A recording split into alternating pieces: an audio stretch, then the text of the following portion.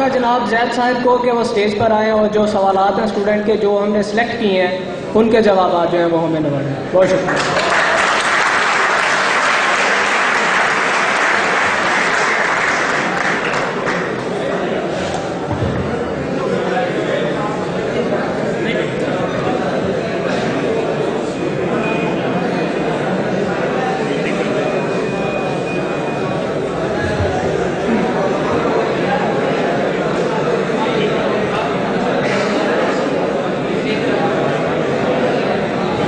الرحمن الرحیم.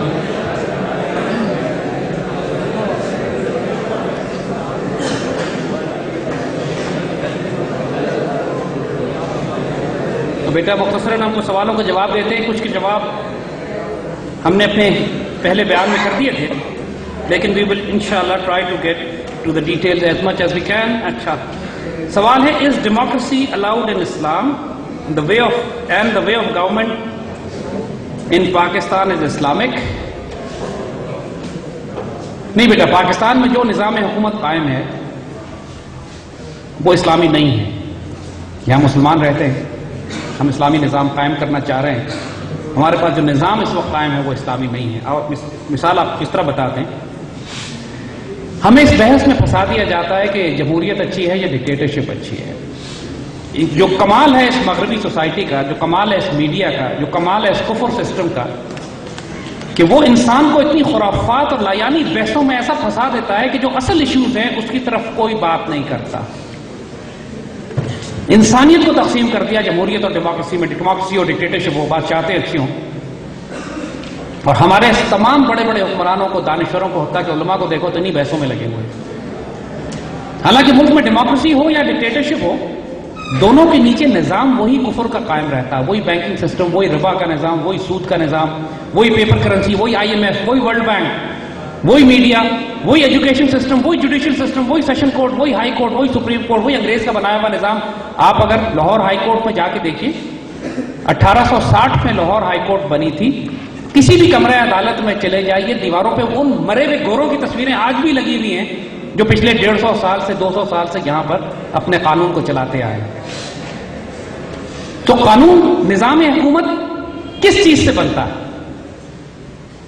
نظام حکومت اس سے بنتا ہے کہ یہاں پر قانون کس کا چل رہا ہے.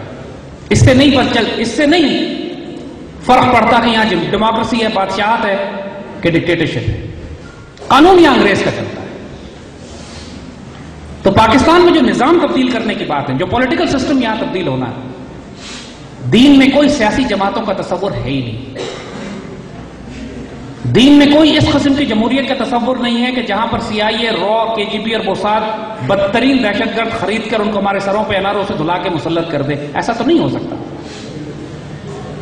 اور ہمیں جب یہ کہا جاتا ہے کہ ڈیموکریسی اور جمہوریت کے علاوہ اور کوئی حل ہی نہیں ہے, تو اس کا مطلب ہے کہ 1300 سال سے 1350 سال سے جو مسلمانوں میں نظام خلافت کا قائم رہا ہے اس کی تو کوئی حیثیت ہی نہیں. 1300 سال میں تو کوئی نظام ہی نہیں بنا سکے.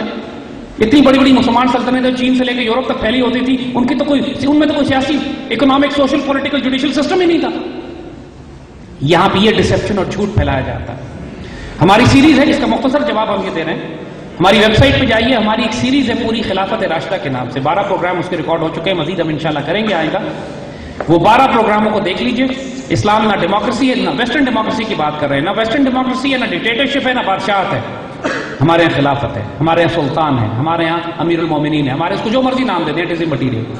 لیکن جو وہاں عدالت کا نظام ہے اس کے اندر عدل ہوتا ہے, انصاف مفت ہوتا ہے, اس میں کوئی وکیل نہیں ہوتا. انفارچونیٹلی اسلامی عدالتی نظام میں وکیلوں کا یہ سلسلہ ہی نہیں ہے.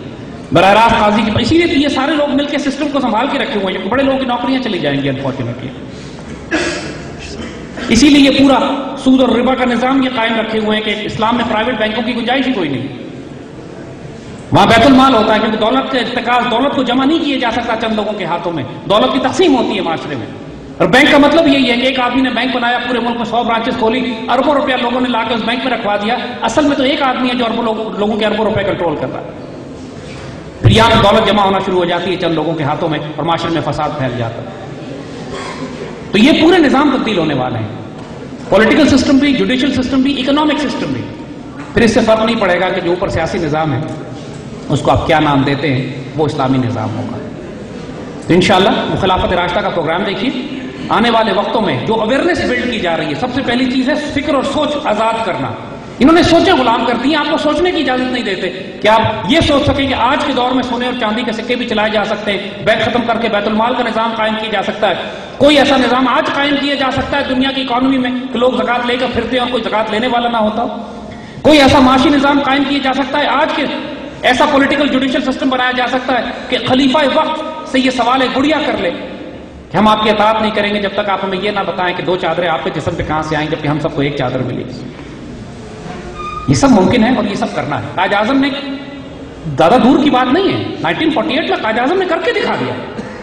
1 روپے تنخواہ لیتے تھے، بالکل یقین کریں خلافت راشدہ والا نظام بنانے جا رہے تھے. نہیں، محترمہ فاطمہ جناح ساتھ رہتی ہے گورنر جنرل ہاؤس میں، 30-35 روپے کا فرنیچر آ جاتا ہے تو اس میں منگا کے پوچھتے ہیں کہ لسٹ سامان، اس میں کہا جی کرسی فاطمہ جناح کے لیے 7 روپے کی خریدی گئی ہے. اس پہ کارڈ لگا دیتے ہیں، کہتے ہیں کہ اس کے پیسے فاطمہ جناح سے لو، مسلمانوں کی جیب کے پیسے، بیت المال کے پیسے سے فاطمہ جناح کی ذاتی کرسی نہیں آئے گی.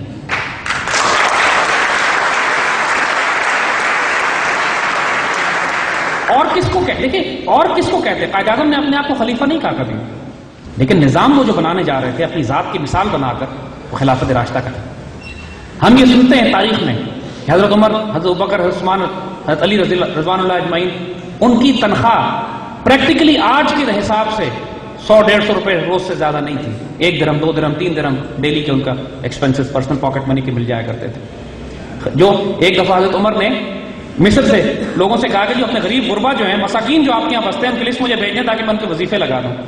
تو وہاں کے لوگ جو لسٹ لے کر آئے، اس لسٹ میں سب سے اوپر نام حضرت عمر کے اپوائنٹڈ گورنر کا تھا کہ جی گورنر بھوکا مر گیا، آپ کا غریب مسکین اس کا وظیفہ لگا دیں، ہم سب میں غریب گورنر ہے بیچارہ.